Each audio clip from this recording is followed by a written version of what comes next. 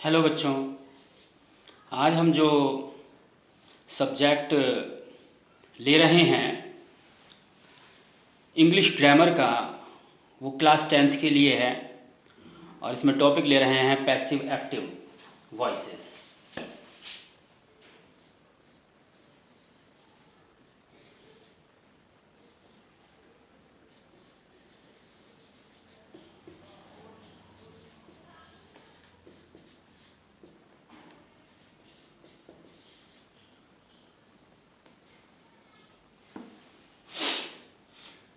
देखिए, एक सेंटेंस लेते हैं हम। Ram gave me a book। Passive से एक्टिव में और एक्टिव से पैसिव में कन्वर्जन पॉसिबल है। किसी सेंटेंस को पैसिव कब यूज़ करते हैं हम, इस बारे में थोड़ा सा मैं आपको ओरली बता रहा हूँ। पैसिव में कन्वर्जन एक्टिव से क्यों किया जाता है? जब ऑब्जेक्ट में रुचि हो तो पैसिव बनाते हैं। कैसे? Ram gave me a book. अगर राम में इंटरेस्ट ना हो करके ए बुक में इंटरेस्ट हो तो हम इसका कन्वर्जन करेंगे a book was given me by Ram, ऐसे करके बनेगा। जब हमारा इंटरेस्ट राम में ना हो करके ए बुक में हो, उस टाइम पर हम ए बुक से सेंटेंस स्टार्ट करते हैं, उसे पैसिव कहते हैं। ऐसा भी कर सकते हैं, जब राम में इंटरेस्ट ना हो और मी में इंटरेस्ट हो तो मी को शुरू में आई करके लाते हैं और I was given a book by Ram बनाते हैं। तो पैसिव फॉर्म तब बनाते हैं जब हमारा ऑब्जेक्ट में इंटरेस्ट हो, सब्जेक्ट में ना हो करके। अब इसके अंदर ऑब्जेक्ट की पहचान क्या है? देखो, ये जो गेव है, इस गेव क्रिया में क्या या किसको, ये दो वर्ड लगाओ, क्या या किसको। राम ने दी मुझे एक किताब, राम ने दी क्या? एक किताब, ए बुक। तो ये इसका ऑब्जेक्ट हुआ। किसको दी? मुझे दी, तो ये मी इसका एक ऑब्जेक्ट हुआ। इसमें दो ऑब्जेक्ट हैं। ए बुक जो है वो निर्जीव वस्तु है।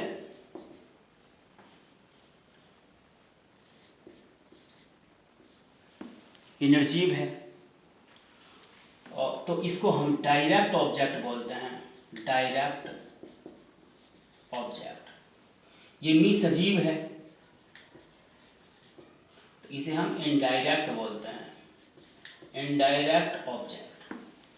क्या लगाने पर निर्जीव वस्तु प्राप्त होती है उसे डायरेक्ट ऑब्जेक्ट कहते हैं। किसको लगाने पर सजीव वस्तु प्राप्त होती है उसे इनडायरेक्ट ऑब्जेक्ट कहते हैं। अब इसको बनाने के मेथड क्या क्या हैं, उन मेथड्स को हम ध्यान से सुनते हैं।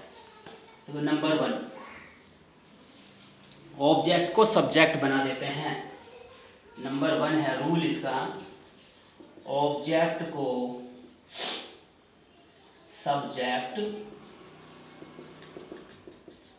बनाते हैं। दूसरा, वर्ब की थर्ड फॉर्म यूज करते हैं। वर्ब की थर्ड फॉर्म यूज करते हैं। तीसरा, सब्जेक्ट को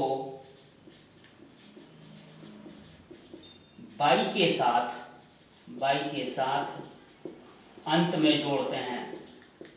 अंत में जोड़ते हैं। और नंबर 4, तो नंबर 4 जो चेंज होंगे वो टेबल बना करके दिखाता हूँ मैं आपको, उसके अकॉर्डिंग चेंज होंगे। इस तरह से इसकी टेबल में बनाता हूँ।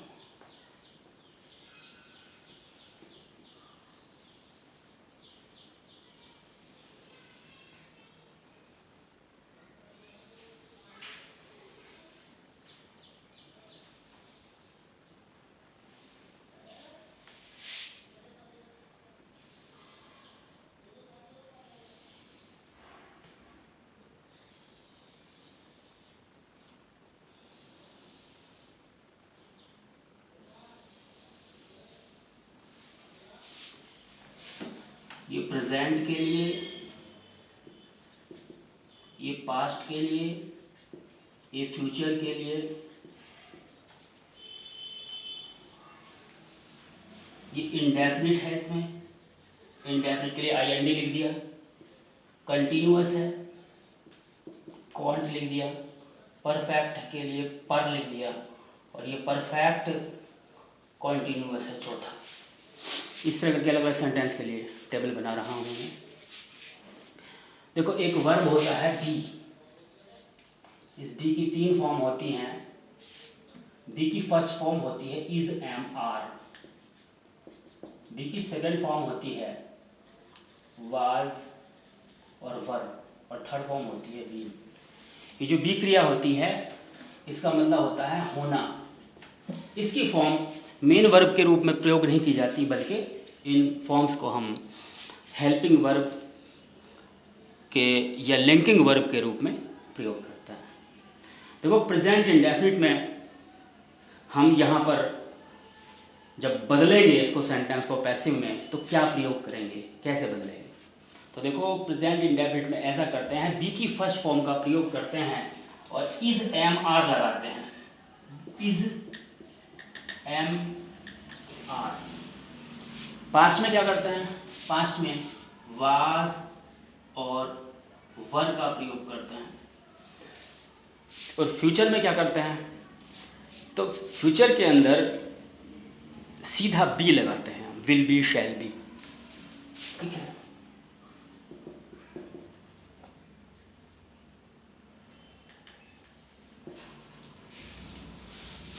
तो प्रेजेंट इंडेफिनिट में कन्वर्जन करते हुए यहाँ भी बी की फॉर्म, यहाँ भी बी की फॉर्म, यहाँ सीधा बी, अर्थात बी के प्रयोग से इंडेफिनिट को हम चेंज करते हुए जो है बनाते हैं, बी का प्रयोग करते हैं। अब कंटिन्यूस में क्या करते हैं?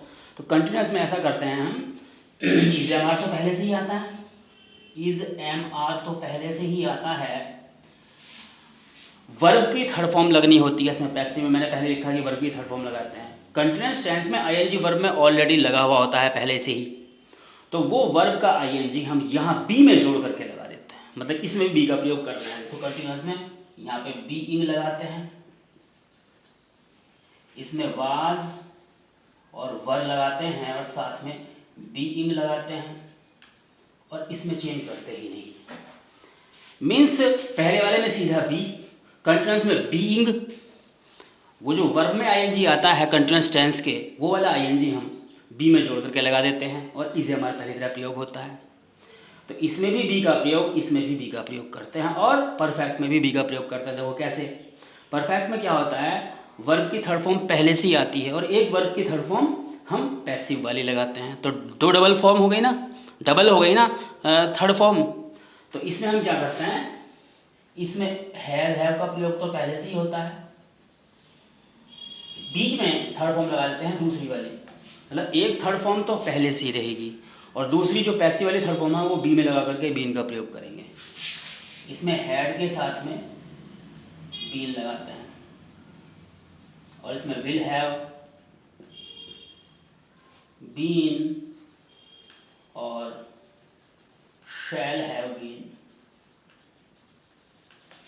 तो परफेक्ट टेंस में भी बी, जब डबल हमें फॉर्म की जरूरत पड़ी तो बी में हमने थर्ड फॉर्म जोड़ करके लगाया।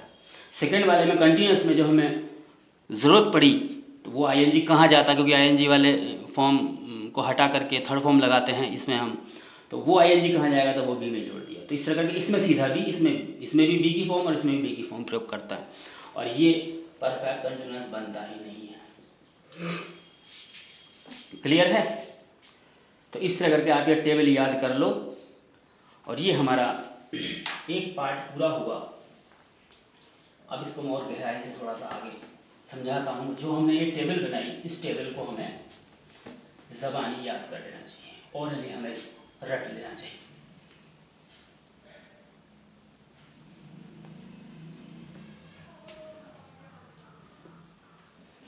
अब मैं सेंटेंस ले रहा हूँ 2-1, उन सेंटेंसेस को हम किस तरह से बनाएंगे, उससे हमें बिल्कुल क्लियर हो जाएगा कि हाँ भाई पैसिव इस तरह से बनेगा। बहुत ही इजी है पैसिव एक्टिव। कुछ सेंटेंस ले रहा हूँ। एक सेंटेंस हम पहले लेते हैं, वही वाला, Ram gave me a book। तो इसमें हम वर्ब में क्या और किसको लगा कर देखते हैं, तो हमें क्या से ऑब्जेक्ट प्राप्त हो जाता है, क्योंकि कभी कभी हमें ऑब्जेक्ट की पहचान नहीं होती, इसलिए बताया क्रिया में क्या या किसको लगा करके देखो, जो भी प्राप्त होता है वो ऑब्जेक्ट होता है। तो इसमें क्या लगाया कर मिला, ए बुक, तो ए बुक को शुरू में लिया है, ए बुक। अब उसके बाद में क्या आएगा, तो देखो ये वर्ब की सेकंड फॉर्म यूज़ हो रही है, इसका मतलब ये पास्ट इंडेफिनिट टेंस है। पास्ट इंडेफिनिट टेंस में मैंने बताया था आपको कि वाज वर्ब का प्रयोग होता है, तो यहाँ पर आ जाएगा ए बुक के बाद में क्रिया आएगी वाज, ए बुक वाज। फिर वर्ब की थर्ड फॉर्म आएगी, मेन वर्ब की थर्ड फॉर्म, ये तो हेल्पिंग वर्ब है। मेन वर्ब गेव की थर्ड फॉर्म आ जाएगी गिवन, और ये मी यहाँ का यहीं रखा जाएगा, और बाई के साथ में सब्जेक्ट को ऑब्जेक्ट बनाते हैं, बाई राम होंगे। क्लियर है?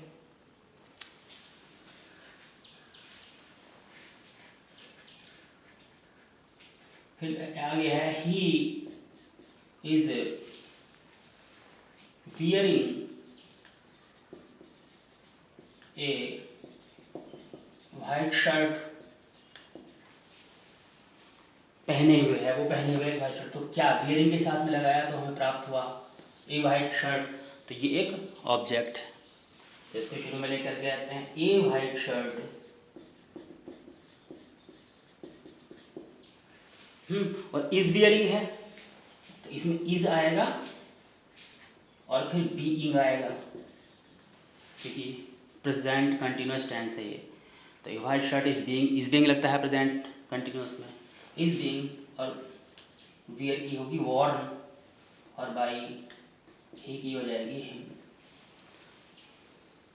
ठीक है, सबसे पहले ऑब्जेक्ट की पहचान और बताता हूँ, और एक टेबल बना करके दिखाता हूँ आपको, जिसके अंदर यहाँ ये ही था, यहाँ ये हिम हो गया, तो ये चेंज कैसे होता है। तो पहले बताता हूँ ऑब्जेक्ट कैसे पहचानेंगे हम। देखो सब्जेक्ट जो होता है, चाहे तो सब्जेक्ट हो और चाहे ऑब्जेक्ट हो, इन दोनों की क्वालिटीज होती हैं। क्या क्वालिटी होती हैं, या तो ये नाउन होंगे, या ये प्रोनाउन होंगे, या ये इन्फिनिटिव होंगे, या ये जीरंड होंगे। नाउन, प्रोनाउन, इन्फिनिटिव, जीरंड, इन चार में से हो सकते हैं। नाउन की पहचान आपको है, सभी नाम नाउन कहलाते हैं। प्रोनाउन की आपको पहचान है, ये जो नाउन के बदले बोले जाते हैं, जैसे आई, ही, शी, एटसेट्रा, इसकी टेबल अभी बनवाऊंगा। इन्फिनिटिव क्या होता है, जब वर्ब से पहले टू लगा दिया जाए तो वो इन्फिनिटिव कहलाता है। और जीरंड क्या होता है, जब वर्ब में आईएनजी जोड़ दिया जाए तो वो जीरंड कहलाता है। ये सब के सब सब्जेक्ट भी हो सकते हैं, ऑब्जेक्ट भी हो सकते हैं, तो आराम से ऑब्जेक्ट को पहचान लिया जाता है इन चीज़ों की हेल्प से, क्योंकि ऑब्जेक्ट को पहचाना नहीं जाता पैसिव को में कन्वर्ट करते हुए, ज़्यादातर बच्चे गड़बड़ कर देते हैं, तो इस बात को ध्यान रखना है। फिर अब मैं बनाता हूँ आपके सामने प्रोनाउन की लिस्ट।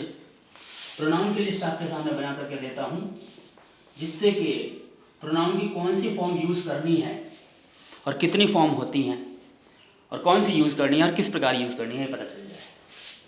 देखो इधर तो है प्रोनाउन, ठीक है, फिर उनकी फॉर्म्स आ गई।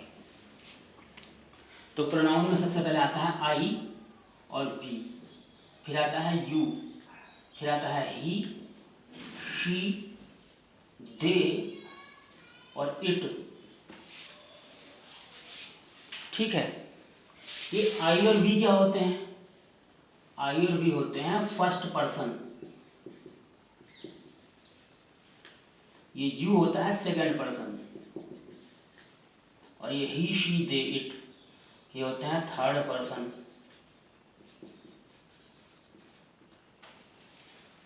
ठीक है, ये जो प्रोनाउन होता है इसका ये सब्जेक्टिव केस दिया है, इसको हम सब्जेक्टिव भी बोल देते हैं।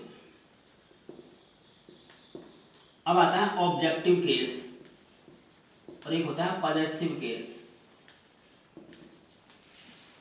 ऑब्जेक्टिव केस क्या होता है आई का, आई का होता है मी और पॉजेसिव होता है माई।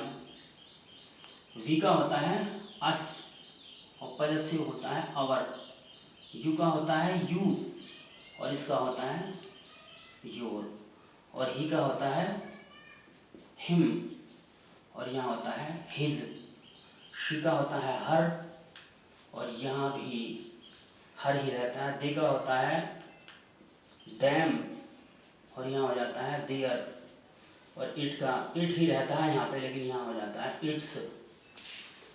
अब अगर आप मी को उठा करके सब्जेक्ट बना रहे हो तो मी का आई कर देंगे, आई को ऑब्जेक्ट बनाओगे तो आई का मी कर देंगे, अस को सब्जेक्ट बनाओगे तो अस का वी कर देंगे और इसको ऑब्जेक्ट बनाओगे तो वी को अस कर देंगे।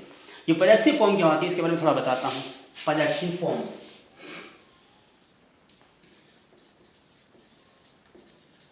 जैसे लिखा है राम्स बुक